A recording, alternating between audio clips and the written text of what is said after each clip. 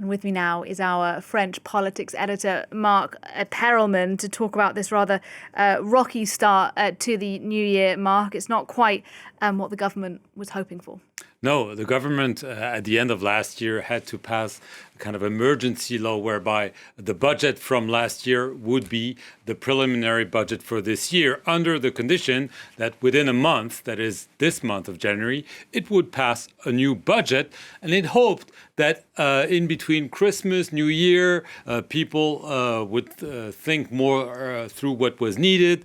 There would be less tempers and so on. However, we find ourselves exactly in the same situation. There have been discussions in Parliament last year, and they were not conclusive, to say the least. The government still finds itself in dire straits because there's no compromise on voting a budget. The Prime Minister thought that he had found the magic wand by passing the social security budget, by making a major concession to the socialists, that is, suspending the pension system reform. This was seen really as a major concession, and the socialists helped him pass this budget. The problem is, by suspending this reform, this means more expenditure for the general budget that is now to be discussed. And it's nearly impossible to see how Sébastien Lecornu could make further concessions to the left, because the right is already saying he's conceded too much. And so right now, the Prime Minister finds himself in a very difficult situation, because what he was hoping for, that is, do with the general budget what he did with the social security budget, now seems to be an extremely hard task. And it seems that this is really not going anywhere, and especially because he decided, when he became Prime Minister, his major gesture was to say, I will not use Article 49.3 of the Constitution, whereby you can ram a bill through Parliament, especially a budgetary bill, without a vote. He said, this is against democracy, this is against the parliamentary culture I want to foster, but by removing this weapon, he finds himself in this very complicated situation. Yeah, look, you call it a complicated situation, and Lecornu actually hinting that there could be a snap election if he's out. Yes, at the end of last week, it was leaked, probably voluntarily so, that he had asked the Interior Minister to prepare for the possibility of fresh legislative elections coupled with the already scheduled municipal elections in March. Why would he do this? Why would he let this be known? Well, essentially, he's sending the message to all the different groups in Parliament.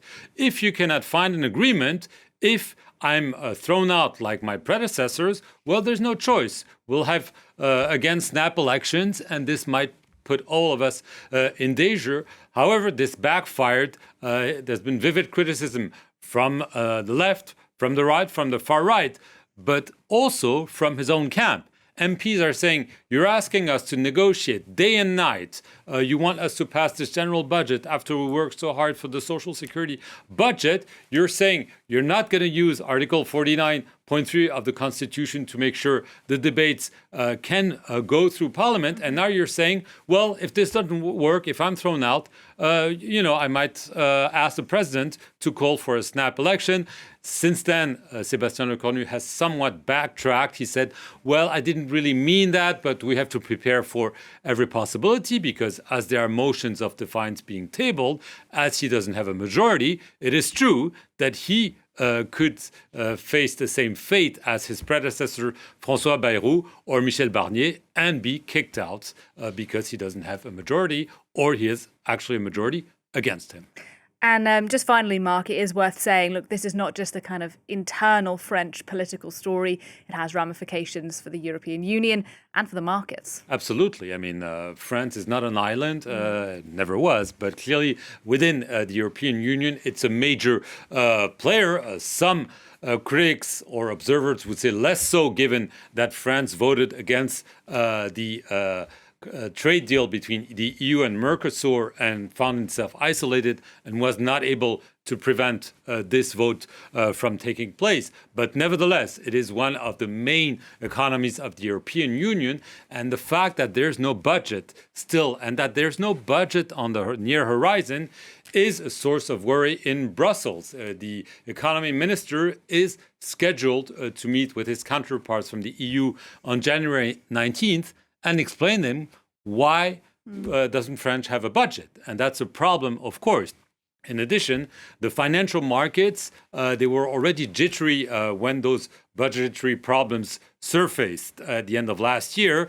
They thought that, yes, maybe there'll be a compromise and so on. But if they don't see a compromise, if they see more divisions and don't see a way for this budget to be adopted in the coming weeks, obviously there'll be pressure on French bonds and the economy. And so this is why the Prime Minister, the President are hoping that this pressure from abroad, that is the EU, the financial markets, will push some concessions in Parliament and allow Sébastien Lecornu to pull off what now seems to be a miracle, that there is a budget adopted by the end of this month.